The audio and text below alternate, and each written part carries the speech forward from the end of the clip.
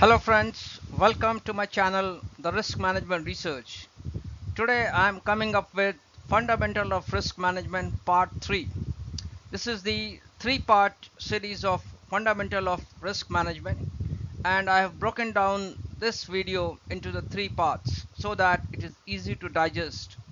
In this part it covers risk management framework, COSO risk management framework, risk management process, risk appetite, and three lines of defense. Let's look at the risk management framework. What it means is that what are the things that the organization need to do uh, to to perform the risk management activity within the organization.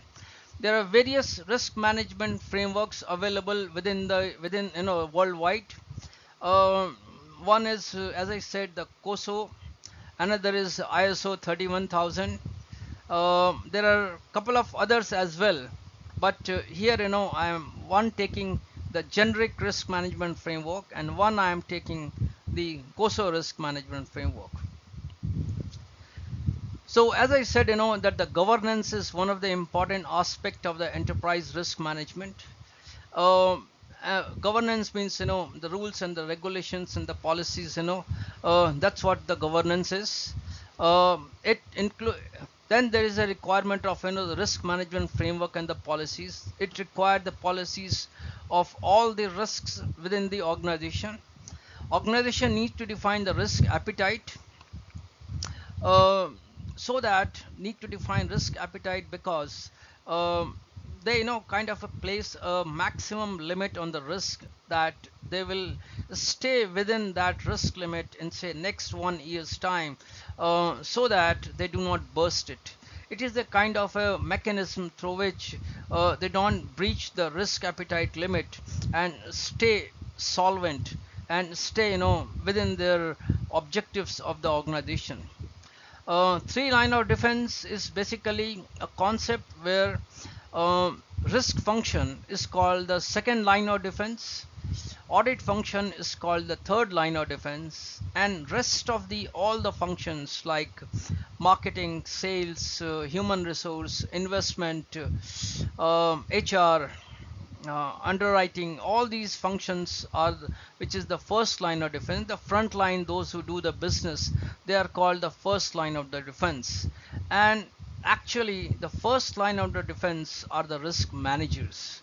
The second line of the defense, they have to provide an oversight of the risk, which is the risk managers, which is which is the risk function. So the role of the risk function is not to do in the risk manager's job. The first line is the risk manager. It is their job to identify the risk and to mitigate the risk. The second line of the job is basically to perform an oversight on what the first line has done and to guide them. The third line is the audit function, is to perform that, that they have to give assurance to the board. That's the basically the segregation of the work defined within the three lines of defense model. But I have worked within the risk function for almost 13-14 years. Many places there is a the blurred line between the three lines of defense. And recently I have submitted my thesis and found that in many places it does not no there is a lot of the gray areas between the three line of defense model. uh, Risk management process is basically how the risk management activity will be done. And here I have written the risk management process. It starts with the risk identification. The organization need to identify the risk, measure the risk, manage the risk, monitor the risk, and report the risk. We shall look into this in detail in the next slide, in couple of next slides. So this is the kind of generic risk management framework. In the next slide we shall look at the COSO and see that how does the COSO is different from this, and what I was talking about between what is the addition within the enterprise risk management, and which is different from the silo risk management. So this is a COSO risk management framework. The COSO risk management framework has got 5 pillars. So it has been defined under the 5 pillars. So first is the governance and culture. Second is strategy and objective setting. Third is the performance. Fourth is the review and revision. And the fifth is information, communication, and reporting.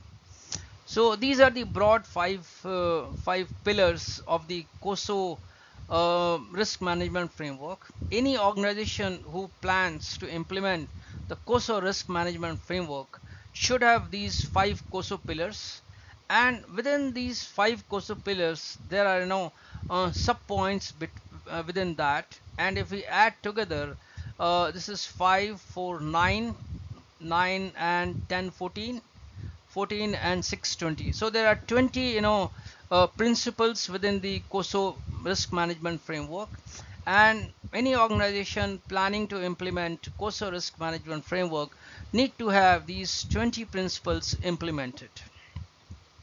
So if just go quickly each of the principles and see that what are these principles, and how does it summarizes into a bigger picture.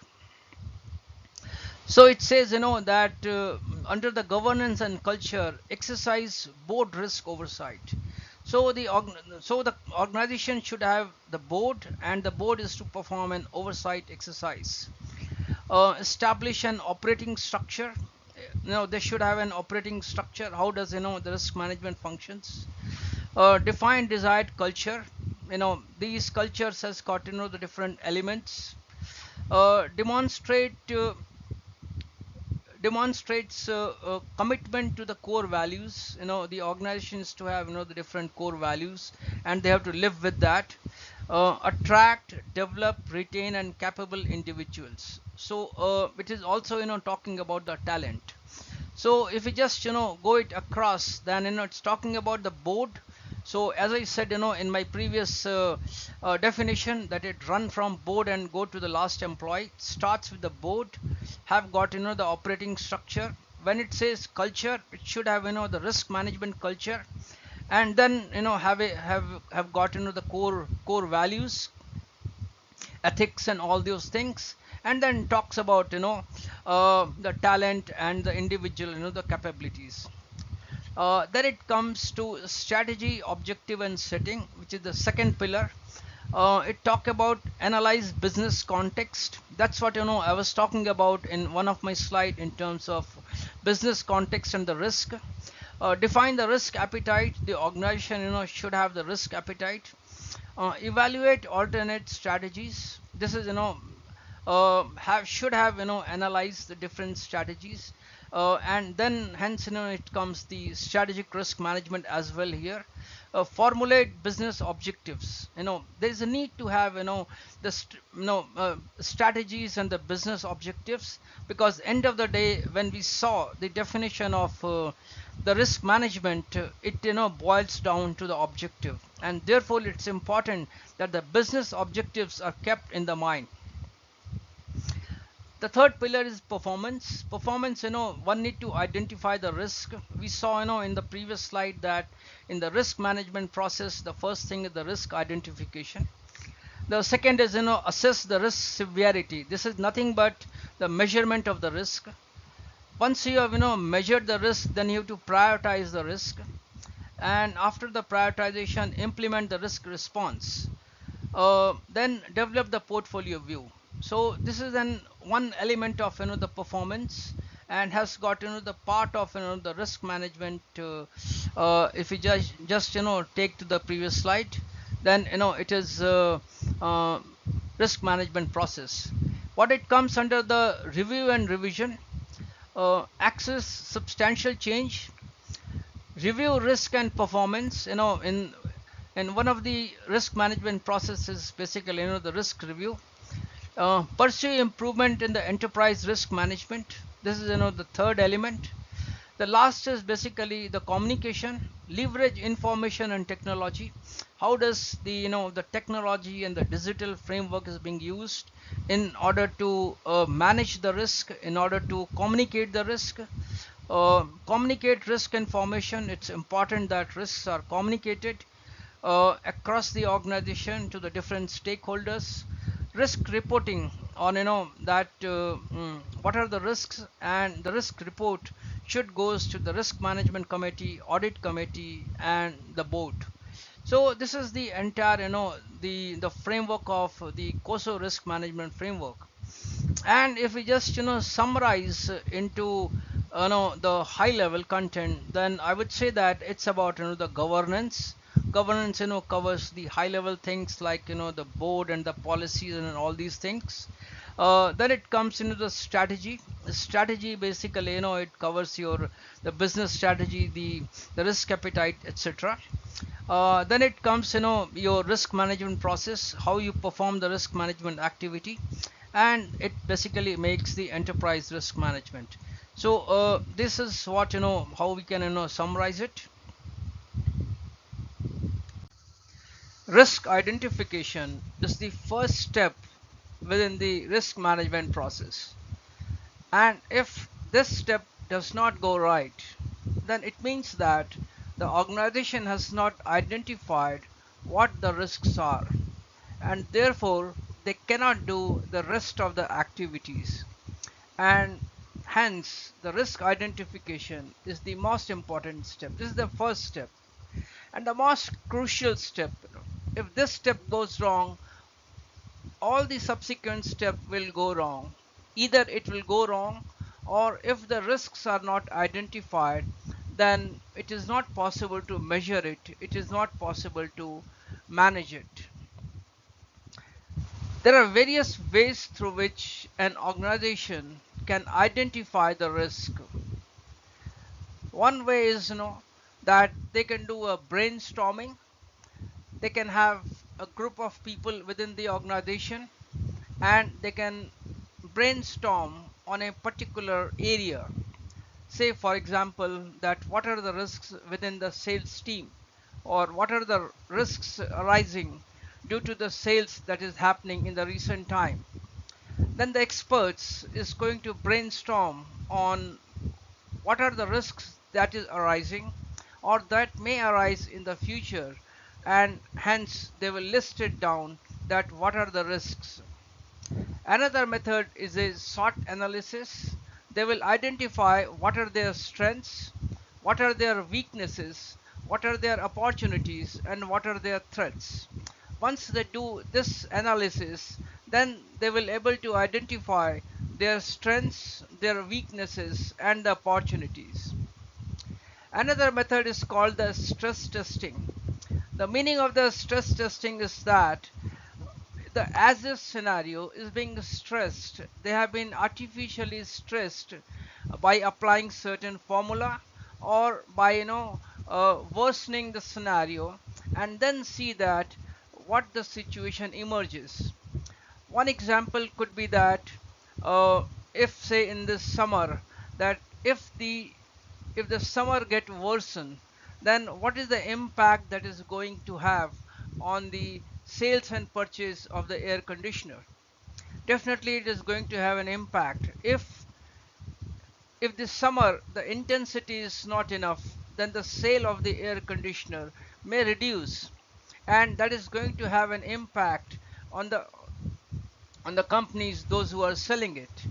And if the summer is going to be worse, then they need to have a more supply of the air conditioner.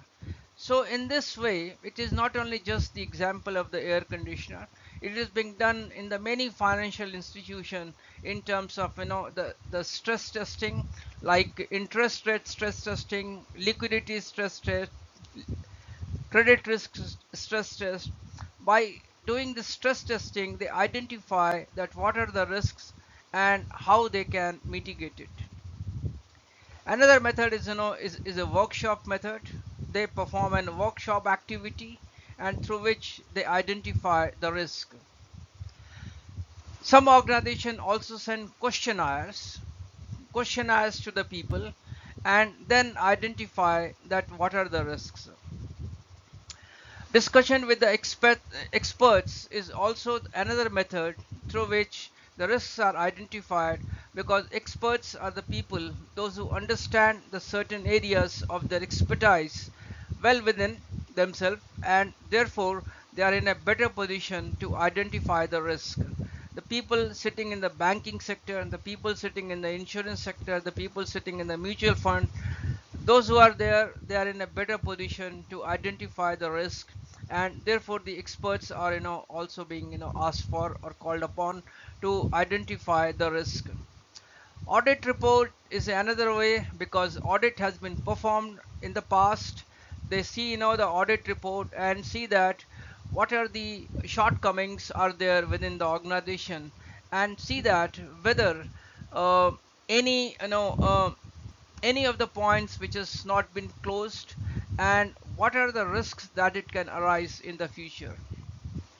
All the risks that are being identified are placed in the risk register, so that they can put it listed down, and after that, once it is put in listed down, then they basically prioritize the risk. Then how to prioritize the risk is basically the next step of it, which is the risk measurement. So once the risk is identified, in order to prioritize the risk, it need a quantification.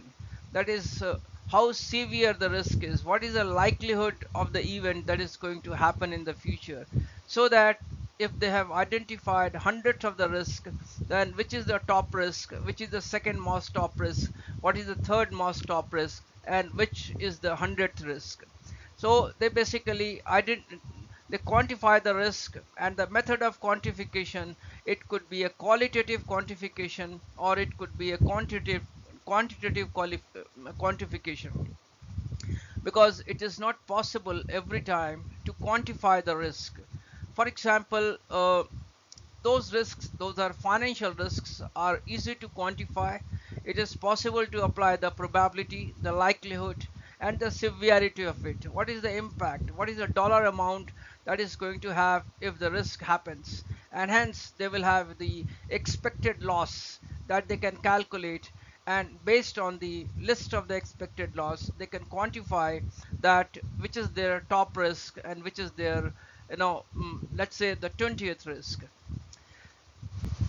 Those who are the qualitative risks, in that case it is being assigned as low risk, medium risk, and the high risk. The low, medium, and high is being done for both likelihood and the impact, and then the scale is created based on the low, medium, and high, and then identified that which risks fall into the low category, into the medium category, into the high category, so that they can be assessed, and the controls can be applied onto that, the risk mitigation can be applied onto that, so that the risk can be reduced. Quanti- quantitative access Quantitative exercise is also being performed using the statistical distributions. There are statistical distribution methods through which risk measurement are performed. Some of the methods are standard deviation. Standard deviation is a one method through which risk quantification is done. Value at risk is the another method.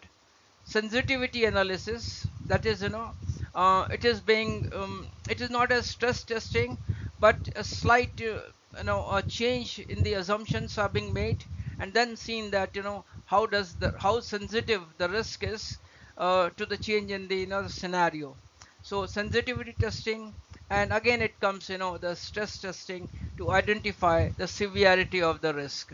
So through this measurement exercise, the organization is able to identify, or one can say that the quantify in terms of how the risk which they have identified 1 to 100, that how they are going to rank it. Once they have ranked all the risks, then the control is to be applied, then the mitigation measure is to be applied, so that the risk remain within the appetite of the organization. Technically, there are four ways through which risks are mitigated or risks are managed. One is, the accept the risk, you accept it, transfer the risk, manage the risk, or avoid the risk. It is better to understand using this 2 by 2 graph. So on x-axis there is a likelihood, as I was talking about in the previous slide. There is a, about the likelihood, and then there is the impact. So it is talking about, from here close to, 0, it is, the low, and as we move, towards the right, it is the high likelihood. And similarly onto the impact increases in this direction. So we can see that, in the boxes it is written LL, HL, LH, and HH. It means that the likelihood and the impact is low. Here it is, the likelihood is high and the impact is low. Here the likelihood is low and the impact is high, and here both impact and the likelihood is high. So under these, the four categories, there are different ways through which the organization manage their risk.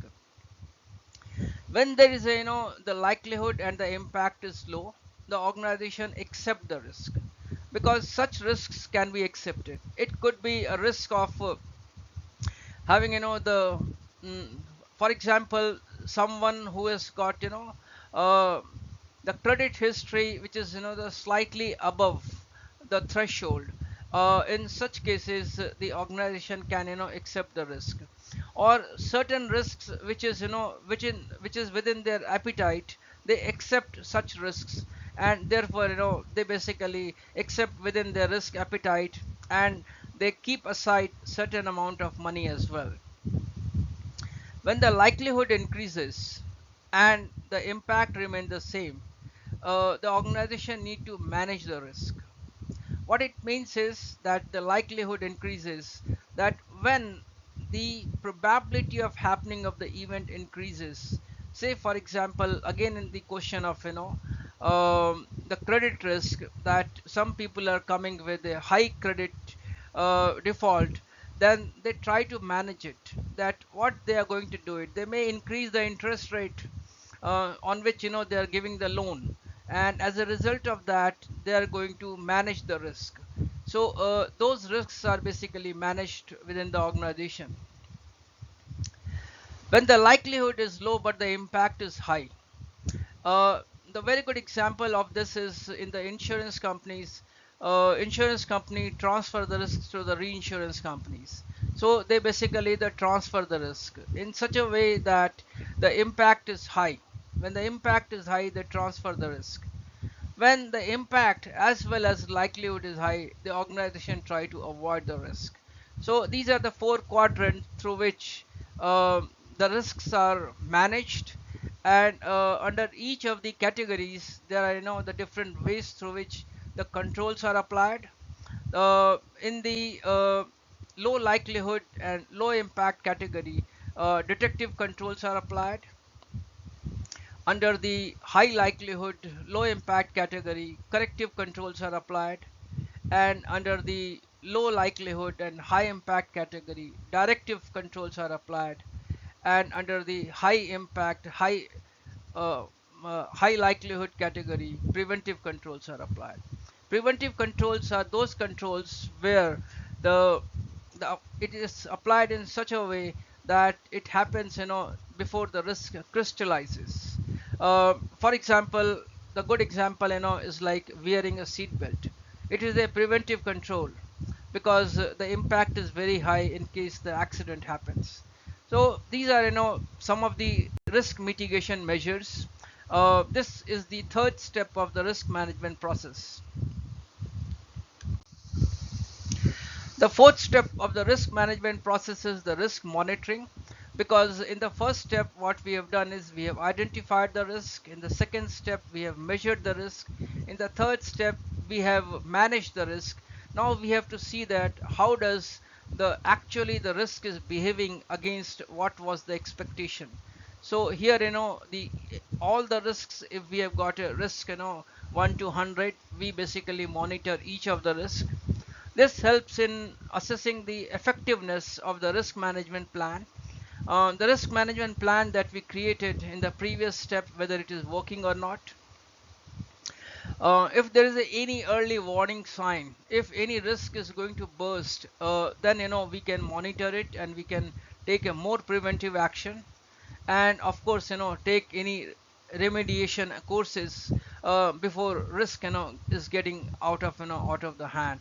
So this is the fourth step of the risk monitoring.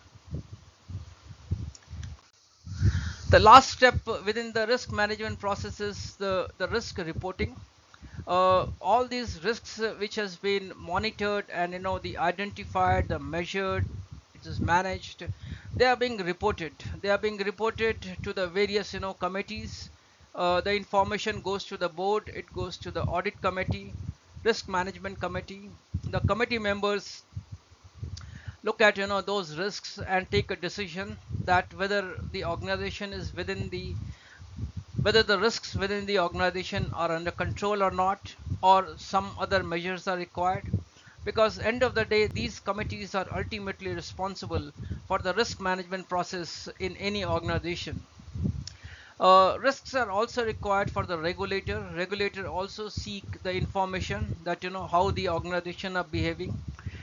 In many regulatory regime, the organization need to file a report on the risk, that how their risks are behaving. Uh, Risk information is also required for the stock market. The stock exchange also requires in the information for the risk, because it is the public money, and the disclosure is also made to the regulator, and the people those who have invested should know that uh, what the risk is, and if the risk get worse, the stock price may go down. Risk is required for the press also, because they also report that how the organization is placing, and we have seen that many of the when the risks get out of hand, we hear through the press that XYZ organization is getting in a trouble. So the press risk information is also important. And then it is required the public disclosure. Many of the companies nowadays disclose the risk information on their website, onto the annual report, so that the people are knowing it, that what is the risk, and it is for so it is about the risk reporting, so that the entire process of the risk management is transparent in nature, and everybody is taking the decision based on the full information.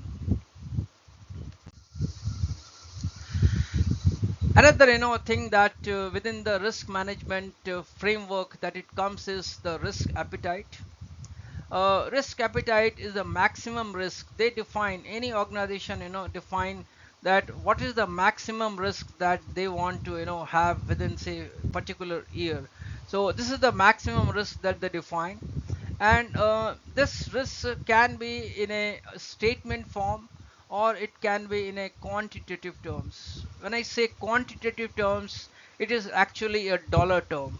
So they say that within this particular financial year or this particular calendar year, their total risk exposure is going to be XX dollar, and over the period of time, over the year, it should not exceed XX dollars.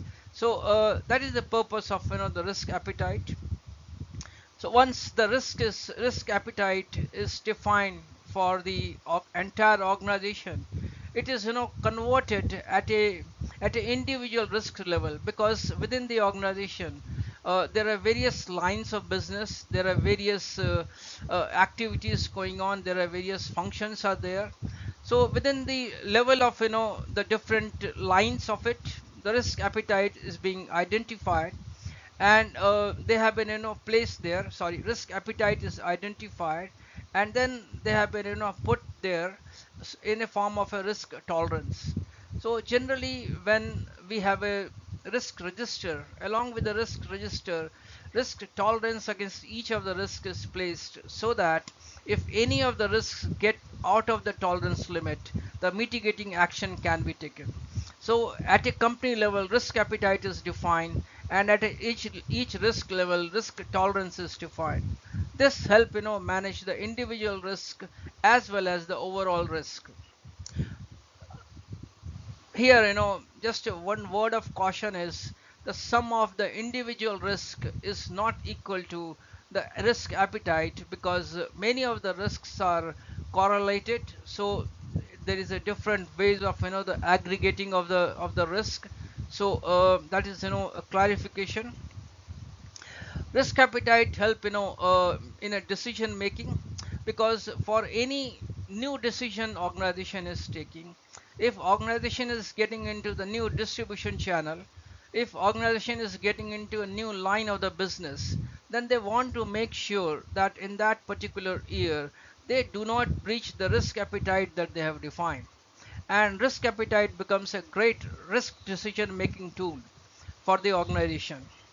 Act as an advanced risk warning system. Yes, it act because if over a period of time the risk appetite is heading towards, if the actual risk is heading towards the appetite before the closure of the calendar year or the financial year, whatever the regime is followed, then it means that there is a probability that the risk appetite may be burst, and therefore it act as a the warning system.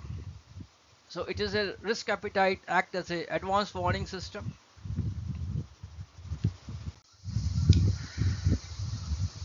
This concept is again within the risk management framework, that many of the organization follow three lines of defense model. uh, the first line of defense, the second line of defense, and the third line of defense. So in the first line of defense, as I had mentioned, earlier in one of my slides, that they are, the people, those who are the front line of the business, say marketing, sales, HR.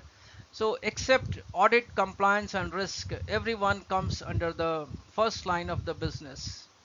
So they involved in the day-to-day risk management activity. So the first line of defense business, so they not only have to do their own job. Say for example, the people from the HR not only doing their the recruitment activity and other activities, but simultaneously they have also to see that what are the risks that may arise in their daily activities that they are doing. And that is the reason why the frontline people are the risk managers. They follow a risk management process, and in order to manage the risk they have to apply the internal controls. So they are basically the risk managers who basically need to apply the risk management process. They need to identify the risk, they have to quantify the risk, they have to manage the risk.